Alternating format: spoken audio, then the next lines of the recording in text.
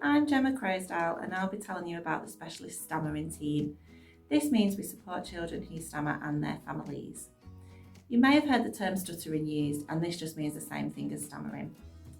We're a small team of speech and language therapists and we work in several places across Haywood, Middleton and Rochdale.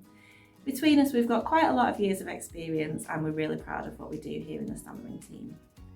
So it's our job to provide a speech and language therapy service to children who stammer or stutter.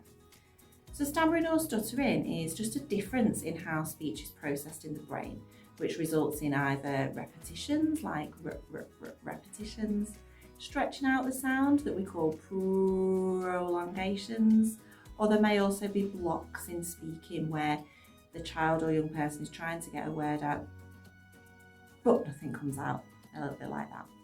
It's different for every child. Stammering generally starts around the preschool years when children are having a burst of language development and their brains need that extra time to process extra information. For many young children who stammer, that difference in processing reduces and they go on to speak without stammering.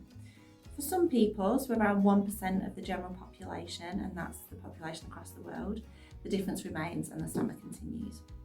So that ends up being about 70 million people across the world who have this difference in language processing. Occasionally stammering can be acquired later in life due to something like a head injury or substance misuse.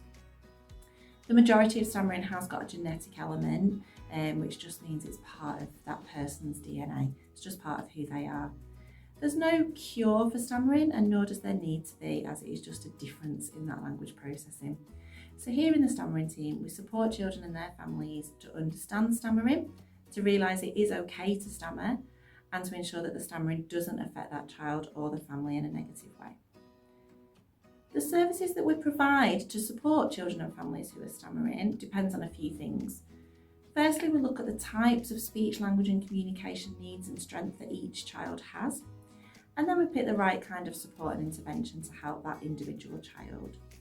For example, for stammering, we might offer parent workshops, specialist one-to-one assessment, therapy and advice. For school-aged children, we do have some groups for young people who stammer, and then we do have some bespoke one-to-one support for the older children and teenagers as well. We realise that seeing your child or someone you love experience stammering can be really difficult and worrying at first, and it is something I've experienced firsthand as a parent as well as a therapist. And we're here to support you with that tricky time.